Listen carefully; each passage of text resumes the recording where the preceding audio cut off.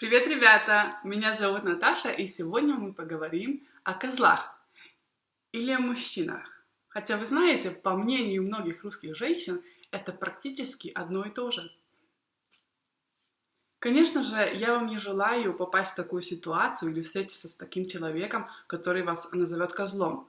Но я думаю, что если вы учите русский язык и общаетесь с русскими женщинами, или вы живете в России, или, может быть, будете жить в России, то вас неизбежно когда-нибудь кто-нибудь назовет козлом. Такова жизнь. Я хочу, чтобы вы знали, что слово «козел» — это совсем не ласковое слово. Вы уже знаете, что русские часто называют друг друга различными животными, когда они хотят быть ласковыми. Например, они говорят зайка, котенок, львенок, медвежонок. Это все ласково и красиво, мило. Но если вас называют козлом, то не потому, что они хотят быть ласковыми к вам, а потому что вы сделали что-то не так, вы чем-то не угодили. Если вас уже когда-то кто-то назвал козлом, то, дорогие мои, не отчаивайтесь. Это ни в коем случае не значит, что вы плохой человек, плохой мужчина. Нет. Просто русские женщины очень часто говорят слово «козел». Они часто называют мужчин козлами. И во многих случаях они называют мужчин козлами ни за что. Или практически ни за что. Потому русские мужчины говорят, что женщин не понять. Женщинам невозможно угодить. Вот ты сделаешь одно — козел. Не сделаешь этого. Опять же, козел. Попробуешь сделать что-то другое. Нет, опять козел. Просто понимаете, каждая женщина от вас чего-то ожидает. У нее есть конкретное представление, что вы должны сделать и как вы должны это сделать. Фишка заключается в том, что она вам этого не говорит. Или не говорит прямым текстом, а просто намекает. И часто мужчины не понимают этих намеков. И вот у нас получается такая ситуация. Женщина просто наблюдает за тем, как вы что-то делаете. Если вы делаете это не так, как она хотела, как она думала, как она надеялась, что вы сделаете, то она так стоит, наблюдает и думает: вот же козел, все неправильно сделал, все не так сделал, как я хотела. Так что да, дорогие мужчины, часто вас называют козлами только за то, что вы не умеете читать мысли женщин. И мне вас очень жаль. На слово «козел» мужчины часто реагируют так: «А ты коза» или «От козы слышу». Также мужчины называют женщин курицами. Не знаю почему, но почему-то называют курицами. Так вот, они могут сказать: «А ты курица» или «А ты дура». Я, конечно же, не советую вам так отвечать, потому что это ни к чему хорошему не приведет, это просто спровоцирует ссору, так что хорошенько подумайте перед тем, как говорить это, хотите ли вы ссориться, нужна ли вам эта ссора. Итак, любимая женская фраза: «Все мужики козлы». Ой, женщины любят говорить «все мужики козлы». Особенно, когда они общаются с другими женщинами. Они обсуждают мужчин, своих парней, мужей. И вот они говорят: вот мой там так сделал, а мой там того не сделал. Говорят: ну вот козел, все мужики козлы. Через секунду Катюша поймет, что все мужики козлы.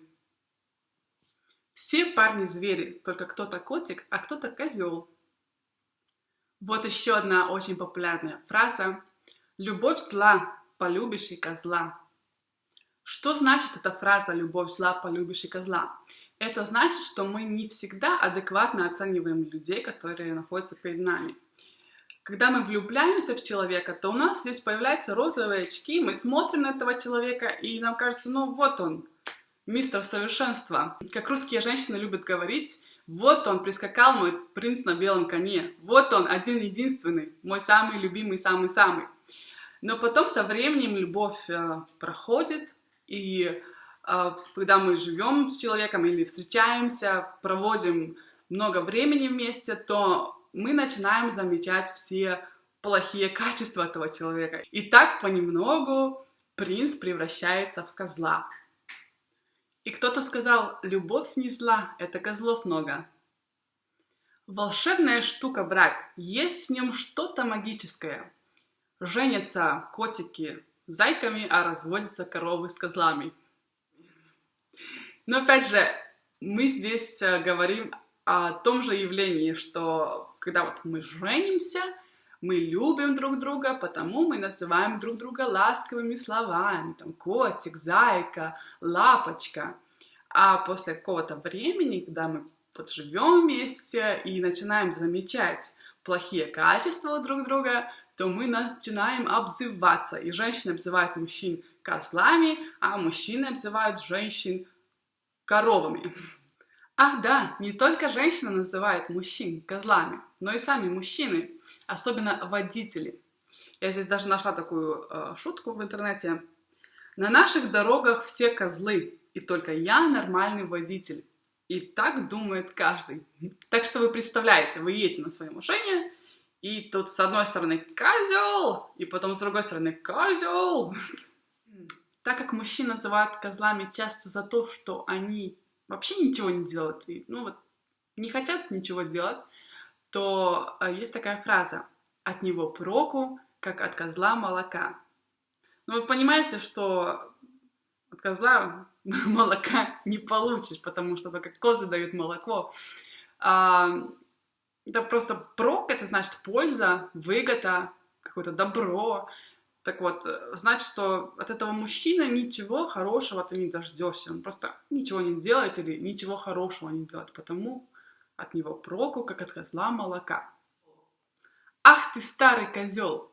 Это можно услышать от жены, да, когда вы уже в браке некоторое время, уже немножко постарели, не совсем постарели, но просто уже не молодые люди, то жена своему мужу может сказать: ах ты старый козел. Еще один возможный ответ: ты мне за козла ответишь. Это значит, это угроза, да. Это значит, что вот ты меня назвала козлом, то я тебе тоже что-то сделаю, да, что-то нехорошее за то, что ты меня так назвала. Так, сейчас я хочу вам прочитать несколько смешных фраз и рассказать несколько анекдотов. Приступим. Дорогая, ты не знаешь, сколько лет живут козлы? Нет. А что, дорогой, ты себя плохо чувствуешь? Услышала стук копыт, думаю, вот он, принц на белом коне. Оказалось, снова козел. Девушки, к сожалению, принцев на всех не хватило, зато козлов навалом. Если ты изменил и ушел из семьи, то ты козел и мудак. А если жена изменила и ушла, то только потому, что ты козел и мудак. Так что в любом случае ты козел и мудак. Я решил стать вегетарианцем. Толя, ты раньше был козлом. Следующий анекдот меня рассмешил, был таким неожиданным для меня. Хочешь, я тебе докажу, что ты козел? Давай. Ты воду из унитаза пьешь? Нет. Правильно, тебе рога мешают. Кстати, этот анекдот хорошо иллюстрирует тот факт, что совсем не важно почему. Можно придумать любую причину для того, чтобы назвать мужчину козлом. Любая причина сгодится. Здесь речь пойдет о двойных стандартах. Разговаривают две подруги. Он тебе про свои прошлые отношения рассказывал? Нет. Вот козел. А ты ему? Нет. Вот умница. У незамужней женщины во всем виноваты козлы. Замужняя знает конкретную особь из этого стада. Ох, бедный муж. Тяжело быть во всем виноватым. Почему вы своему песику дали такое странное имя? Козел. А мне нравится называть его на улице и наблюдать, как все мужчины оборачиваются. Представляете ситуацию? Козел, козел, ходи сюда. Это ты что, меня? Ну вот и все на сегодня, ребята. Спасибо, что смотрели. Не будьте козлами. Учите русский язык. Мы увидимся снова в следующую пятницу. Пока!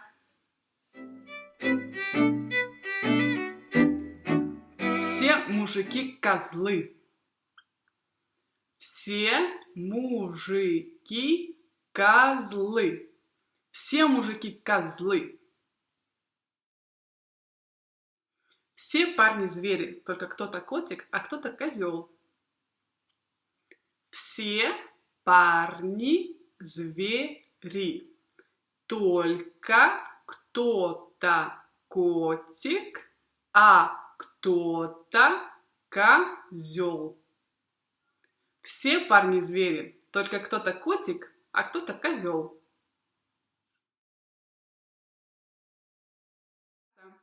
Любовь зла, полюбишь и козла. Любовь зла, полюбишь и козла. Любовь зла, полюбишь и козла. И кто-то сказал, любовь не зла, это козлов много. Любовь не зла, это козлов много. Любовь не зла, это козлов много. От него проку, как от козла молока.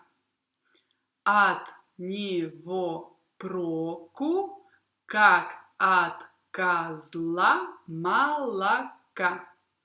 От него проку, как от козла молока. Ах ты старый козел! Ах ты старый козел! Ах ты старый козел! Ты мне за козла ответишь. Ты мне за козла ответишь. Ты мне за козла ответишь.